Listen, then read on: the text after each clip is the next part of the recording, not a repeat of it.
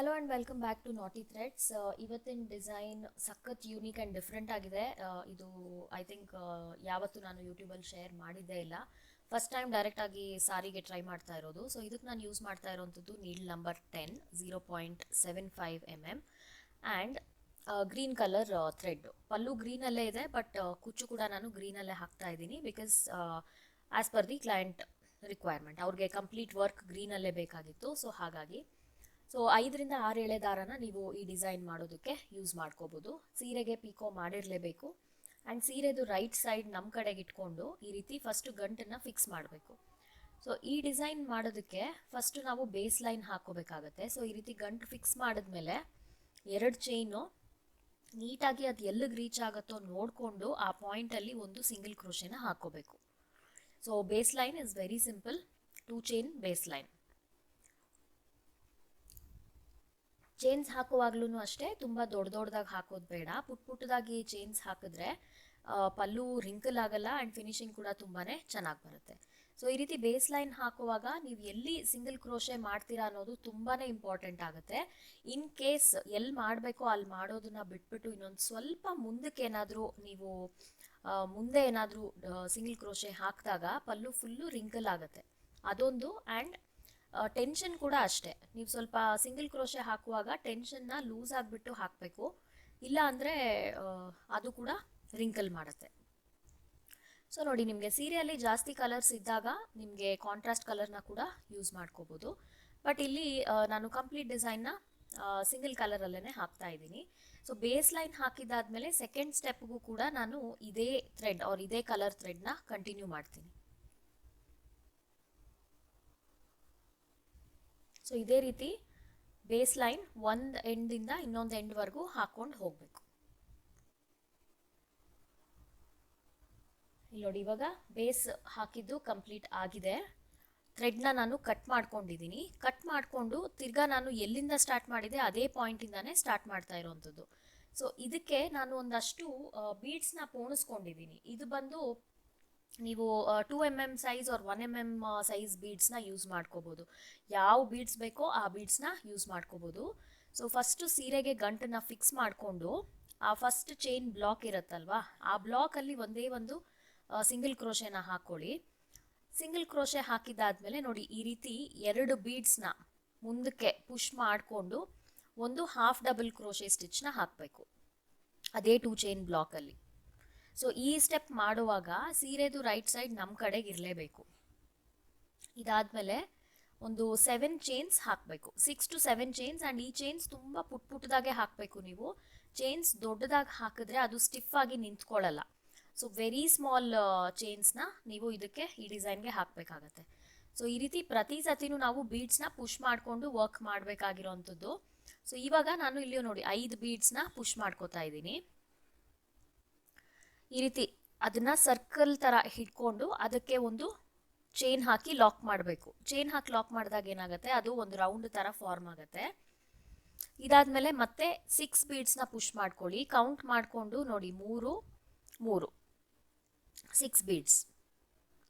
ನಾನಿಲ್ಲಿ ಜೇನುತುಪ್ಪ ಮಣಿ ಅಂತಾರಲ್ಲ, ಅದೊಂಥರ ಅಂದರೆ ಶುಗರ್ ಬೀಡ್ಸ್ ಅಲ್ಲ, ಶುಗರ್ ಬೀಡ್ಸ್ಗಿಂತ ಒಂದು ಸ್ವಲ್ಪ ದೊಡ್ಡದಾಗಿರೋದನ್ನು ಯೂಸ್ ಮಾಡ್ತಾ ಇದ್ದೀನಿ. ಒಂಥರ ಕ್ಲಿಯರ್ ಗೋಲ್ಡ್ ಕಲರಲ್ಲಿರುತ್ತೆ, ಆ ಬೀಡ್ಸ್ನ ನಾನು ಯೂಸ್ ಮಾಡ್ತಾ ಇರೋದು. ಸೊ ಇದು ಅಷ್ಟೇ, 6 ಬೀಡ್ಸ್ನ ಪುಷ್ ಮಾಡಿಕೊಂಡು ಒಂದು ಚೈನ್ ಹಾಕಿ ಲಾಕ್ ಮಾಡ್ಕೊಳ್ಳಿ. ನೆಕ್ಸ್ಟು ಆ ಫಸ್ಟ್ದು 5 ಬೀಡ್ ಇರುತ್ತಲ್ವಾ, ಅದರಿಂದ ಒಂದು ಬೀಡ್ ಪಕ್ಕದಲ್ಲಿ, ಅಂದರೆ in between the first and the second bead, ಅಲ್ಲಿಗೆ ನಾವು ಸಿಂಗಲ್ ಕ್ರೋಶೆನ ಹಾಕೋಬೇಕು. ಮತ್ತೆ 6 ಬೀಡ್ಸ್ನ ಪುಷ್ ಮಾಡಬೇಕು. ಈ ಸ್ಟೆಪ್ಪು ನಿಮ್ಗೊಂದು ಸ್ವಲ್ಪ ಟ್ರಿಕ್ಕಿ ಅನ್ನಿಸ್ಬೋದು, ಸೊ ನಿಧಾನಕ್ಕೆ ನೋಡಿಕೊಂಡು ನೀವು ಮಾಡಿ. ಸೊ ಪ್ರತಿ ಸತಿ ನೋಡಿ 6 ಬೀಡ್ಸ್ನ ಪುಷ್ ಮಾಡಿಕೊಂಡು ಈ ರೀತಿ ಚೈನ್ ಹಾಕಿ ಲಾಕ್ ಮಾಡಿದಾಗ ಆ ಬೀಡಲ್ಲೇ ಒಂದು ಲೂಪ್ ಥರ ಫಾರ್ಮ್ ಆಗುತ್ತೆ. ಸೊ ಈ ಲೂಪನ್ನ ಫಿಕ್ಸ್ ಮಾಡೋದಕ್ಕೆ ಪ್ರತಿ ಸತಿ ಒಂದೊಂದು ಬೀಡ್ ಆದಮೇಲೆ ನಾವು ಸಿಂಗಲ್ ಕ್ರೋಶೆನ ಮಾಡೋವಂಥದ್ದು. So first single crochet in between the first and second bead, next single crochet ಬಂದು in between the second and third bead. So ಸೆಂಟ್ರಲ್ಲಿ 5 ಬೀಡ್ ಹಾಕಿರ್ತೀವಲ್ವಾ, ಅದು ಸೆಂಟರ್ ರಿಂಗ್ ಥರ ಕನ್ಸಿಡರ್ ಮಾಡಬೇಕು. ಪ್ರತಿ ಸತಿನೂ ನಾವು ಬೀಡ್ನ ಫಿಕ್ಸ್ ಮಾಡೋದು ಒಂದೊಂದು ಸೆಂಟರ್ ಬೀಡ್ ಆದಮೇಲೆ. ನೋಡಿ ನೆಕ್ಸ್ಟ್ ಸೆಟ್ ಆಫ್ 6 ಬೀಡ್ಸ್ ಅದನ್ನು ಚೈನ್ ಹಾಕಿ ಈ ರೀತಿ ಲಾಕ್ ಮಾಡ್ಕೋಬೇಕು.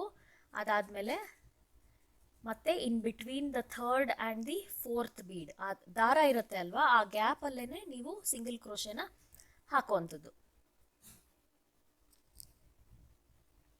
ಮತ್ತೆ 6 ಬೀಡ್ಸ್ ಇದೇ ರೀತಿ 5 ಟೈಮ್ಸ್ ಮಾಡಬೇಕು.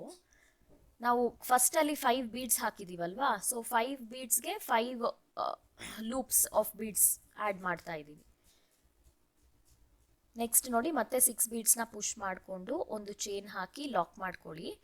ಇವಾಗ in between the fourth and fifth, in between the fourth and fifth bead single ಕ್ರೋಶೆನ ಮಾಡ್ಕೋಬೇಕು. ಇದಕ್ಕೆ ಶುಗರ್ ಬೀಡ್ಸ್ ಕೂಡ ಯೂಸ್ ಮಾಡ್ಬೋದು.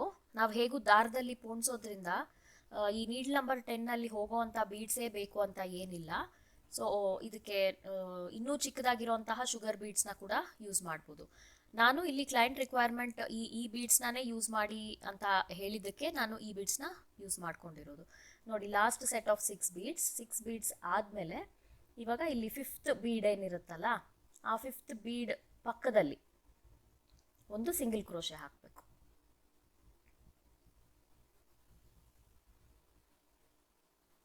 ಸೊ ತುಂಬ ಅಂದರೆ ಯುನೀಕ್ ಆಗಿ ಕಾಣಿಸುತ್ತೆ ಇದು ಫಿನಿಶ್ ಆದಮೇಲೆ.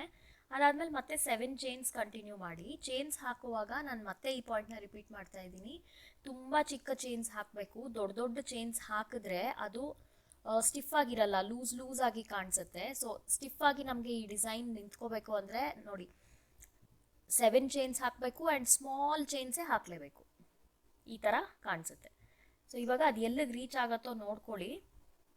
ನಾನು ಇಲ್ಲಿ ಫಸ್ಟ್ ಬ್ಲಾಕಲ್ಲಿ ಇದು ಹಾಕಿದ್ದೀನಲ್ವಾ, ಸೊ 2 ಬ್ಲಾಕ್ ಸ್ಕಿಪ್ ಮಾಡಿಕೊಂಡು ಥರ್ಡ್ ಬ್ಲಾಕಲ್ಲಿ ಇದನ್ನು ಫಿಕ್ಸ್ ಮಾಡ್ಕೋತಾ ಇದ್ದೀನಿ. ಒಂದು ಸಿಂಗಲ್ ಕ್ರೋಶೆ ನಾವು ಸ್ಟಾರ್ಟಿಂಗಲ್ಲಿ ಹಾಕಿದ್ವಲ್ಲ ಅದೇ ರೀತಿ ಒಂದು ಸಿಂಗಲ್ ಕ್ರೋಶೆನ ಹಾಕೋಬೇಕು.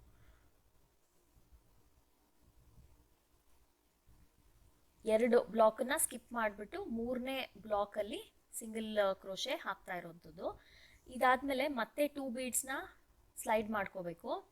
ಇದು ಸ್ವಲ್ಪ ಅಂದರೆ ಟೈಮ್ ತೊಗೊಳ್ಳೋ ಅಂಥ ಡಿಸೈನ್ ಅಂತಲೇ ಹೇಳ್ಬೋದು. 2 ಬೀಡು ಪುಷ್ ಮಾಡಿಕೊಂಡು ಹಾಫ್ ಡಬಲ್ ಕ್ರೋಶೆ ಹಾಕಬೇಕು ಅದೇ ಜಾಗದಲ್ಲಿ. ಸೊ ನಾನು ಈ ರೀತಿ ಬಾಟಲ್ಗೆ ಸುತ್ಕೊಂಡಿದ್ದೀನಿ, ಯಾಕಂದರೆ ಸ್ವಲ್ಪ ಬಾಟ್ಲ್ ಅಗಲ ಇರುತ್ತಲ್ಲ, ಗಂಟಾಗೋ ಚಾನ್ಸಸ್ ಕಮ್ಮಿ ಇರುತ್ತೆ ಅಂತ. ಆ್ಯಂಡ್ ತುಂಬ ಮಣಿಗಳನ್ನೇ ಪೋಣಿಸ್ಕೊಂಡಿದ್ದೀನಿ. ಇದೊಂಥರ ಕ್ಲಿಯರ್ ಗೋಲ್ಡ್ ಕಲರ್ ಮಣಿಗಳು. ನನಗೆ ಎಷ್ಟೆಷ್ಟು ಬೇಕೋ ಅಷ್ಟಷ್ಟು ನಾನು ದಾರದಿಂದ ಬಾಟ್ಲಿಂದ ದಾರನ ಲೂಸ್ ಮಾಡಿಕೊಂಡು ಬೀಡ್ಸ್ನ ಮುಂದಕ್ಕೆ ಪುಷ್ ಮಾಡಿಕೊಂಡು ವರ್ಕ್ ಮಾಡ್ತಾ ಇದ್ದೀನಿ. ಸೊ ಇದೆಲ್ಲ ಮಾಡಬೇಕು ಅಂದರೆ ಒಂದು ಸ್ವಲ್ಪ ಜಾಸ್ತಿನೇ ಟೈಮ್ ಬೇಕಾಗತ್ತೆ. ಇದು ಬೇಗ ಅಂತೂ ಖಂಡಿತ ಆಗಲ್ಲ ಈ ಡಿಸೈನ್, ಯಾಕಂದರೆ ಫಸ್ಟ್ ಆಫ್ ಆಲ್ ಇಷ್ಟು ಮಣಿಗಳನ್ನು ಪೋಣಿಸೋದೇ ಒಂದು ದೊಡ್ಡ ಕೆಲಸ. ಅದಾದಮೇಲೆ ನಾವು ಆವಾಗ ಬೀಡ್ಸ್ನ ಪುಷ್ ಮಾಡಿಕೊಂಡು ಹಾಕಬೇಕಲ್ವ. ಸೊ ಹಾಗಾಗಿ ಸ್ವಲ್ಪ ಟೈಮ್ ತಗೊಳುತ್ತೆ. ಸೊ ನೋಡಿ ಇವಾಗ 2 ಬೀಡ್ಸ್ನ ನಾನು ಮುಂದೆ ಈ ರೀತಿ ಪುಷ್ ಮಾಡ್ಕೋತಾ ಇದ್ದೀನಿ. ಪುಷ್ ಮಾಡಿಕೊಂಡು ಹಾಫ್ ಡಬಲ್ ಕ್ರೋಶೆನ ಹಾಕಬೇಕು ಅದೇ ಬ್ಲಾಕಲ್ಲಿ. ಯಾವ ಬ್ಲಾಕಲ್ಲಿ ನಾವು ಸಿಂಗಲ್ ಕ್ರೋಶೆ ಹಾಕಿದ್ದೀವಲ್ವಾ ಅದೇ ಬ್ಲಾಕಲ್ಲಿನೇ ಹಾಫ್ ಡಬಲ್ ಕ್ರೋಶೆ ಹಾಕಬೇಕು. ಅದು ಹಾಕುವಾಗ ಬೀಡ್ಸ್ನ ನಿಮ್ಮ ಕಡೆಗೆ ಪುಷ್ ಮಾಡ್ಕೊಳ್ಳಿ ಅಷ್ಟೆ. ಇವಾಗ ಮತ್ತೆ ಅದನ್ನೇ ರಿಪೀಟ್ ಮಾಡಬೇಕಾಗತ್ತೆ. 7 ಚೈನ್ಸ್,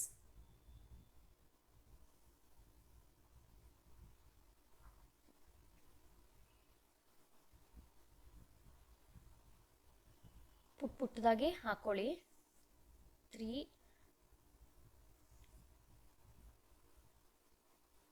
4 5 6 ಟೋಟಲ್ 7 ಹಾಕೊಳ್ಳಿ. 6 or 7 ಚೈನ್ಸ್.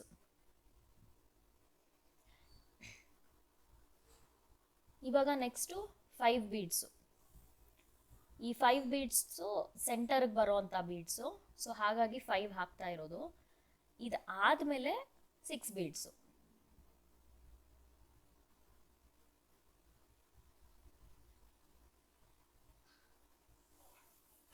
ಸೊ ಎಣಿಸ್ಕೊಂಡು ನೀಟಾಗಿ 6 ಬೀಡ್ನ ಪ್ರತಿ ಸತಿ ಪುಷ್ ಮಾಡ್ಕೊಳ್ಳಿ. ಸೊ ಈ 6 ಬೀಡ್ಸ್ ಹಾಕಿದಾದ್ಮೇಲೆ ಒಂದು ಚೈನ್ ಹಾಕ್ಕೊಂಡು single crochet will be in between the first and the second bead. ಫಸ್ಟಲ್ಲಿ ನಾವು 5 ಬೀಡ್ಸ್ ಹಾಕಿರ್ತೀವಲ್ವಾ, ಆ ಬೀಡ್ಸಲ್ಲಿ in between the first and second bead.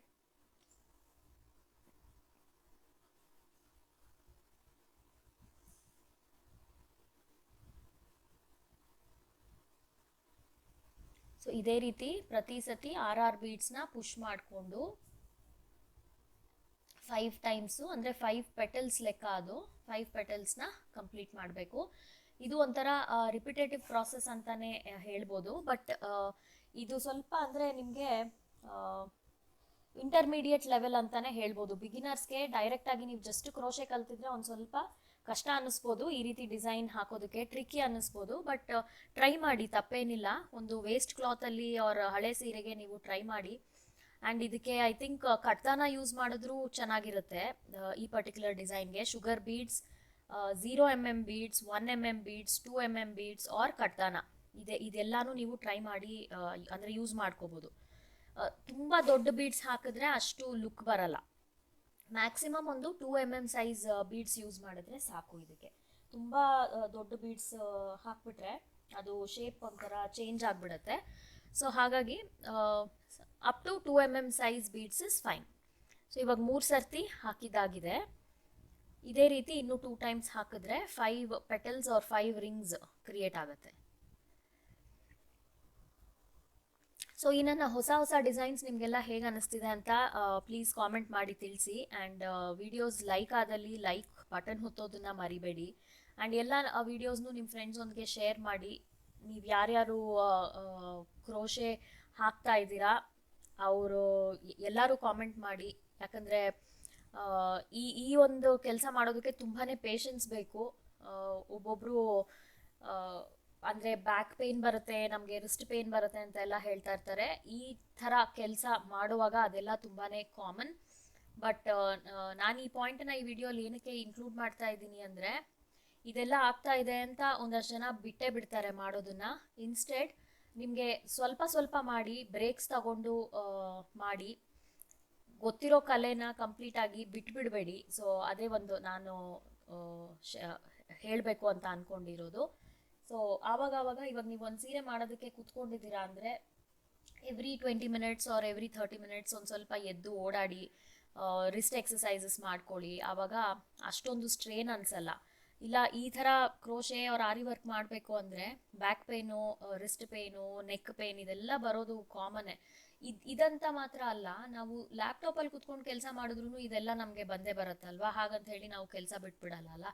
So ಅದೇ ರೀತಿ ಇದು ಕೂಡ ಒಂದು ಪ್ರೊಫೆಷನ್ ಅವ್ರ ಒಂದು ಕೆಲಸ. ಸೊ ಅದನ್ನು ನೀಟಾಗಿ ನಾವು ಬ್ಯಾಲೆನ್ಸ್ ಮಾಡಿಕೊಂಡು ಮ್ಯಾನೇಜ್ ಮಾಡಿದ್ರೆ it is very much doable. So ಅದೇ ನೋಡಿ, ಇವಾಗ ಎರಡನೇ ಇದು ಡಿಸೈನ್ ಕೂಡ ಹಾಕಿದ್ದಾಗಿದೆ. ಸೊ ಇದು ಒಂದು ಸ್ವಲ್ಪ ನಿಮಗೆ ಇವಾಗ ಅಟ್ ದಿಸ್ ಪಾಯಿಂಟ್ ಒಂದು ಸ್ವಲ್ಪ ಬೆಂಡ್ ಆದಂಗೆ ಕಾಣಿಸುತ್ತೆ. ಇದನ್ನು ಹೇಗೆ ಫಿಕ್ಸ್ ಮಾಡೋದು ಅಂತ ಕೂಡ ನಾನು ಈ ವಿಡಿಯೋ ಅಲ್ಲಿ ತಿಳಿಸ್ಕೊಡ್ತೀನಿ. ಸೊ ಈ ವಿಡಿಯೋ ತುಂಬಾ ಇನ್ಫಾರ್ಮೇಟಿವ್ ವಿಡಿಯೋ. ಸೊ ವಿಡಿಯೋನ ಕೊನೆವರೆಗೂ ನೋಡಿ. ಇದರಲ್ಲಿ ಇನ್ನೊಂದು ಇಂಪಾರ್ಟೆಂಟ್ ಸ್ಟೆಪ್ ಆರ್ ಇಂಪಾರ್ಟೆಂಟ್ ಇನ್ಫಾರ್ಮೇಷನ್ನ ನಾನು ಆ್ಯಡ್ ಮಾಡ್ತಾ ಇದ್ದೀನಿ. ಸೊ ಇಲ್ಲಿಂದಾನೇ ಸ್ಕಿಪ್ ಆಗಿಬಿಡಬೇಡಿ, ವಿಡಿಯೋನ ಕೊನೆವರೆಗೂ ನೋಡಿ. ಆ ಪಾಯಿಂಟ್ ನಿಮಗೆ ಖಂಡಿತ ಹೆಲ್ಪ್ ಆಗುತ್ತೆ, ನನಗೆ ಗೊತ್ತು. ಸೊ ಇಲ್ಲಿಂದ ಇದೇ ರೀತಿ ನೀವು ರಿಪೀಟ್ ಮಾಡಿಕೊಂಡು ಸೀರೆ ಎಂಡ್ವರೆಗೂ ಫಿನಿಶ್ ಮಾಡಬೇಕಾಗತ್ತೆ. ಪ್ರತಿ ಸತಿ 2 ಬ್ಲಾಕನ್ನು ಸ್ಕಿಪ್ ಮಾಡಿಕೊಂಡು ಒಂದು ಸಿಂಗಲ್ ಕ್ರೋಶೆ ಹಾಕಿ ಒಂದು 2 ಬೀಡ್ಸ್ನ ಪುಷ್ ಮಾಡಿಕೊಂಡು ಒಂದು ಹಾಫ್ ಡಬಲ್ ಕ್ರೋಶೆನ ಹಾಕ್ಕೊಂಡು ಹೋದರೆ ಡಿಸೈನು ಕಂಪ್ಲೀಟ್ ಆಗುತ್ತೆ. ಸೊ ಪ್ರತಿ ಸತಿನೂ ಬೀಡ್ಸ್ನ ಪುಷ್ ಮಾಡ್ಕೋತಾ ನೀವು ಇದೇ ರೀತಿ ವರ್ಕ್ನ ಕಂಟಿನ್ಯೂ ಮಾಡಬೇಕು. ಸೊ ವಿಡಿಯೋ ಲೆಂತಿ ಆಗಿಬಿಡತ್ತೆ ಅಂತ ನಾನು ಈ ಪಾರ್ಟ್ನ ಒಂದು ಸ್ವಲ್ಪ ಸ್ಪೀಡ್ ಮಾಡಿದ್ದೀನಿ. ಬೇಕು ಅನ್ನೋರು ಈ ಪಾರ್ಟ್ನ ನೋಡಿ, ಇಲ್ಲಾಂದರೆ ಇದನ್ನು ಸ್ವಲ್ಪ ನೀವು ಫಾಸ್ಟ್ ಫಾರ್ವರ್ಡ್ ಮಾಡ್ಕೋಬೋದು. ಇದೇ ರಿಪೀಟ್ ಪ್ರಾಸೆಸ್. ಸೊ ನಾನು ತಿರ್ಗಾ ಎಕ್ಸ್ಪ್ಲೇನ್ ಏನು ಮಾಡೋದಕ್ಕೆ ಹೋಗಲ್ಲ, ಬಟ್ ಜಸ್ಟ್ ಇನ್ಕ್ಲೂಡ್ ಮಾಡಿರ್ತೀನಿ ಅಷ್ಟೇ. ನೀವು ಬೇಕು ಅಂದರೆ ಇದನ್ನು ಸ್ಲೋ ಮೋಷನಲ್ಲಿ ಕೂಡ ಯೂಟ್ಯೂಬಲ್ಲಿ ಸೆಟ್ಟಿಂಗ್ ಚೇಂಜ್ ಮಾಡಿಕೊಂಡು ನೋಡ್ಬೋದು. ಸೊ ಕ್ರೋಶೆ ಬರದೇ ಇರೋರು ಯಾರಾದರೂ ವಿಡಿಯೋನ ನೋಡ್ತಾ ಇದ್ದು ನಿಮಗೆ ಕ್ರೋಶೆ ಕಲಿಯೋ ಆಸಕ್ತಿ ಇದ್ದರೆ ಡಿಸ್ಕ್ರಿಪ್ಷನಲ್ಲಿ ನನ್ನ ವಾಟ್ಸಪ್ ನಂಬರ್ ಇದೆ. ನೀವು ವಾಟ್ಸಪ್ಪಲ್ಲಿ ನನಗೆ ಮೆಸೇಜ್ ಮಾಡಿದ್ರೆ ನಮ್ಮ ಹತ್ರ ಇರುವಂತಹ ಕೋರ್ಸಸ್ ಬಗ್ಗೆ ಎಲ್ಲ ನಾನು ಇನ್ಫಾರ್ಮೇಷನ್ ನಿಮ್ಮ ಜೊತೆ ಶೇರ್ ಮಾಡ್ತೀನಿ. ನೀವು ಮನೇಲೇ ಕುತ್ಕೊಂಡು ನಿಮ್ಮ ಅನುಕೂಲದ ಪ್ರಕಾರ, ನಿಮ್ಮ ಟೈಮಿಂಗ್ ಪ್ರಕಾರ ನೀವು ಕ್ರೋಶೆ, ಆರಿ ವರ್ಕು, ಟ್ಯಾಟಿಂಗ್, ಫ್ಯಾಬ್ರಿಕ್ ಟ್ಯಾಸಲ್ಸ್, ಹಾಗೆ ಟ್ರೆಡಿಷ್ನಲ್ ಕುಚ್ಚು, ಈ ಎಲ್ಲ ಕೋರ್ಸಸ್ನ ಕೂಡ ನೀವು ಮನೆಯಲ್ಲೇ ಕುತ್ಕೊಂಡು ಕಲಿಬೋದು. ಎಲ್ಲಾನು ನಿಮ್ಮ ಅನುಕೂಲದ ಪ್ರಕಾರ ಇದೇ ಟೈಮಿಂಗು, ನೀವು ಡೈಲಿ ಕ್ಲಾಸ್ ಅಟೆಂಡ್ ಆಗಲೇಬೇಕು ಅನ್ನೋ ರೂಲ್ಸ್ ಎಲ್ಲ ಏನೂ ಇಲ್ಲ. ಇದು ಕಂಪ್ಲೀಟ್ಲಿ ಫ್ಲೆಕ್ಸಿಬಲ್ ಮಾಡೆಲ್ ನಾನು ರೆಡಿ ಮಾಡಿರೋವಂಥದ್ದು. ಆ್ಯಂಡ್ ಎಲ್ಲ ಕೋರ್ಸಸ್ಗೂ ನಿಮಗೆ ಲೈಫ್ ಟೈಮ್ ಆಕ್ಸೆಸ್ ಇರುತ್ತೆ. ನೀವು ಒಂದ್ಸತಿ ಪೇ ಮಾಡಿದ್ರೆ ಸಾಕು, ನೀವು ಬೇಕು ಅಂದರೆ 6 ತಿಂಗಳು ಆದಮೇಲೆ ಕೂಡ ನಿಮಗೆ ಆ ವಿಡಿಯೋಸ್ ರೆಫರೆನ್ಸ್ಗೆ ಅಂತ ಇಟ್ಕೋಬೋದು. ಸೊ ಈ ರೀತಿ ನಾನೊಂದು ಕೋರ್ಸ್ ಮಾಡೆಲ್ನ ರೆಡಿ ಮಾಡ್ಕೊಂಡಿದ್ದೀನಿ. ಸೊ ಇಂಟ್ರೆಸ್ಟ್ ಇರೋರು ಥ್ರೂ ವಾಟ್ಸಪ್ ನನ್ನ ಕಾಂಟ್ಯಾಕ್ಟ್ ಮಾಡಿ. ಆ್ಯಂಡ್ ಯಾರಿಗಾದ್ರೂ ಒಂದು ಕ್ರಿಯೇಟಿವ್ ಹಾಬಿ, ಸುಮ್ಮನೆ ಹಾಗೆ ನಾನು ಮನೆಯಲ್ಲಿ ಕೂತಿದ್ದೀನಿ, ಏನಾದರೂ ಒಂದು ಕ್ರಿಯೇಟಿವ್ ಆಗಿ ಕಲ್ತ್ಕೋಬೇಕು ಅನ್ನೋರು ಕೂಡ ಆರಾಮಾಗಿ ಈ ಥರ ಕೋರ್ಸಸ್ನ ಜಾಯಿನ್ ಆಗಿ ಕಲ್ತ್ಕೋಬೋದು.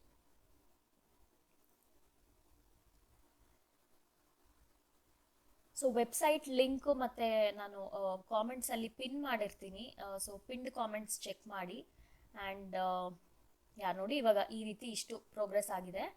ನಾನು ಹೇಳ್ದಂಗೆ ಸ್ವಲ್ಪ ಟೈಮ್ ಬೇಕು ಈ ಡಿಸೈನ್ ಹಾಕೋದಕ್ಕೆ. ಸೊ ನೀವು ಪ್ರೈಸ್ ಕೂಡ ಅಕಾರ್ಡಿಂಗ್ಲಿ ತೊಗೋಬೇಕಾಗತ್ತೆ. ಇದೊಂಥರ ಹೊಸ ಡಿಸೈನು. ಐ ಡೋಂಟ್ ಥಿಂಕ್ ಯೂಟ್ಯೂಬಲ್ಲಿ ಯಾರಾದರೂ ಶೇರ್ ಮಾಡಿದ್ದಾರೆ ಅಂತ. ಸೊ ಇವಾಗ ನೆಕ್ಸ್ಟ್ ಸ್ಟೆಪ್ ನೋಡಿ. ಈ ಸ್ಟೆಪ್ಪು ತುಂಬ ಅಂದರೆ ತುಂಬಾ ಇಂಪಾರ್ಟೆಂಟು. ನಾನು ಇದು ಸ್ಟಿಫ್ ಆಗಿ ಅಂದರೆ ನೀಟಾಗಿ ಸೆಟ್ ಆಗಲಿ ಅಂತ ಇಲ್ಲಿ ನಾನು ಕಾರ್ನ್ ಸ್ಟಾರ್ಚ್ ಸ್ಪ್ರೇನ ಯೂಸ್ ಮಾಡ್ಕೋತಾ ಇದ್ದೀನಿ. ಇದೆಲ್ಲ ಬಟ್ಟೆಗೆ ಯೂಸ್ ಮಾಡೋ ಅಂಥದ್ದೇ. ನೋಡಿ ಇಲ್ಲಿ ಕೊಟ್ಟಿದ್ದಾರೆ, use on cottons, silks and all other fabrics ಅಂತ. ಇವಾಗ ನಮಗೆ ಸ್ಟಾರ್ಚ್ ಹಾಕಿರೋ ಲುಕ್ ಬೇಕು ಅನ್ನೋದಾದರೆ ನೀವು ಜನರಲಿ ಈ ಥರ ಸ್ಪ್ರೇಗಳನ್ನು ಯೂಸ್ ಮಾಡ್ಕೋಬೋದಲ್ವಾ. ಸೊ ನಾನು ಇದು ಶೇಪ್ ಅಂದರೆ ಇದು ನೀಟಾಗಿ ರಿಂಕಲ್ ಆಗದೆ ಸೆಟ್ ಆಗಲಿ ಅಂತ ಎಲ್ಲನೂ ಒಂದು ಪಿನ್ನಲ್ಲಿ ಹಾಕಿ ಅದನ್ನು ಎಳೆದು ಚುಚ್ಚಿಬಿಟ್ಟಿದ್ದೀನಿ ಎಲ್ಲ ಫ್ಲವರ್ಸೂ. ನೀವು ಸ್ಕ್ರೀನಲ್ಲಿ ನೋಡ್ತಾ ಇರ್ಬೋದು. ಸೊ ಈ ರೀತಿ ಸ್ಪ್ರೇ ಮಾಡಿದಾಗ ಅದು ಕಂಪ್ಲೀಟ್ಲಿ ಡ್ರೈ ಆದಮೇಲೆ ಅದು ನೀಟಾಗಿ ಪರ್ಫೆಕ್ಟಾಗಿ ಕೂತ್ಕೊಳ್ಳುತ್ತೆ, ಎಲ್ಲೂ ರಿಂಕಲ್ ಆಗಲ್ಲ ಆ್ಯಂಡ್ ಸ್ಟಿಫ್ ಆಗಿ ಕೂಡ ಇರುತ್ತೆ. ಸೊ ನಿಮಗೆ ಇನ್ ಕೇಸ್ ಸೀರೆ ಎಲ್ಲಾದರೂ ಸ್ಟೇನ್ ಆಗಬಹುದು ಅಂತ ನಿಮಗೆ ಡೌಟ್ ಇದ್ದರೆ ಸೀರೆ ಮೇಲೆ ಒಂದು ಎಕ್ಸ್ಟ್ರಾ ಪ್ಲಾಸ್ಟಿಕ್ ಕವರೋ ಅಥವಾ ಇನ್ನೂ ಬೇರೆ ಯಾವುದಾದ್ರೂ ಬಟ್ಟೆನ ಹಾಕಿಬಿಟ್ಟು ನೀವು ಸ್ಪ್ರೇ ಮಾಡ್ಕೊಳ್ಳಿ. ಜನರಲಿ ಇದು ಸ್ಟೇನ್ ಮಾಡಲ್ಲ, ಇದು ಬಟ್ಟೆಗೆ ಅಂತಲೇ ಕಾರ್ನ್ ಸ್ಟಾರ್ಚ್ ಸ್ಪ್ರೇ ಮಾಡಿರೋದು. ಸೊ ಇನ್ ಕೇಸ್ ನಿಮಗೆ ಆ ಥರ ಡೌಟ್ ಇದ್ದರೆ ನೀವು ಬಟ್ಟೆನ ಸ್ಪ್ರೆಡ್ ಮಾಡಿಬಿಟ್ಟು ಆಮೇಲೆ ನೀವು ಸ್ಪ್ರೇನ ಯೂಸ್ ಮಾಡ್ಕೋಬೋದು. ಸೊ ನೋಡಿ ಬಿಫೋರ್ ಆ್ಯಂಡ್ ಆಫ್ಟರ್ ನಿಮಗೆ ಡಿಫ್ರೆನ್ಸ್ ಎವಿಡೆಂಟ್ ಆಗಿ ಗೊತ್ತಾಗುತ್ತೆ. ನಾನು ಇದರ ಲಿಂಕ್ ಕೂಡ ಡಿಸ್ಕ್ರಿಪ್ಷನಲ್ಲಿ ಕೊಟ್ಟಿರ್ತೀನಿ. ಹಾಗೆ ಇನ್ ಕೇಸ್ ಪ್ರಾಡಕ್ಟ್ನ ಲಿಂಕ್ ಮಾಡೋದಕ್ಕೆ ಸಾಧ್ಯ ಆದರೆ ನಾನು ಪ್ರಾಡಕ್ಟ್ನ ವಿಡಿಯೋದಲ್ಲೇ ಲಿಂಕ್ ಮಾಡಿರ್ತೀನಿ, ನೀವು ಕೂಡ ಯೂಸ್ ಮಾಡ್ಕೋಬೋದು. ಇದನ್ನು ಯಾವುದೇ ರೀತಿ ಕ್ರೋಶೆ ವರ್ಕ್ ಕೂಡ ನೀವು ಯೂಸ್ ಮಾಡ್ಬೋದು. ಇವಾಗ ರೆಗ್ಯುಲರ್ ಆರ್ಚ್ ಕೂಡ ಅಷ್ಟೇ, ಒಂದಷ್ಟು ಡಿಸೈನ್ಸು ಬೆಂಡ್ ಆಗುತ್ತೆ, ಸ್ಟಿಫಾಗಿ ನಿಂತ್ಕೋತಾ ಇಲ್ಲ ಅಂತ ನಿಮ್ಗೆ ಅನಿಸಿದ್ರೆ ಜಸ್ಟ್ ಸ್ಪ್ರೇ ಮಾಡಿ ಅದನ್ನು ಅದ್ರ ಮೇಲೆ ಭಾರ ಏನಾದರೂ ಇಟ್ಟು ಅಥವಾ ಸೆಟ್ಟಿಂಗ್ಗೆ ಅಂತ ಏನಾದರೂ ಒಂದು ಇಟ್ಟರೆ ಫಿನಿಶಿಂಗ್ ತುಂಬ ಅಂದರೆ ತುಂಬಾ ಚೆನ್ನಾಗಾಗುತ್ತೆ. ಇದು ಒಂದು ಸೀಕ್ರೆಟ್ ಟ್ರಿಕ್ ಅಂತಲೇ ಹೇಳ್ಬೋದು. ಸೊ ಈ ವಿಡಿಯೋ ಅಲ್ಲಿ ಆದಷ್ಟು ಇನ್ಫಾರ್ಮೇಷನ್ನ ನಾನು ಕೊಡೋದಕ್ಕೆ ಟ್ರೈ ಮಾಡಿದ್ದೀನಿ. ಹೇಗೆ ಅನ್ನಿಸ್ತು ಅಂತ ಕಾಮೆಂಟ್ ಮಾಡಿ ತಿಳಿಸಿ. ಆ್ಯಂಡ್ ಒಂದು ಲೈಕ್ ಒತ್ತೋದನ್ನು ಮರಿಬೇಡಿ. ಸೊ ಈ ವಿಡಿಯೋ ಅಲ್ಲಿಷ್ಟೇ. ನಾನು ಮತ್ತೆ ಸಿಗ್ತೀನಿ. ಅಂಟಿಲ್ ದೆನ್ ಟೇಕ್ ಕೇರ್, ಬಾಯ್.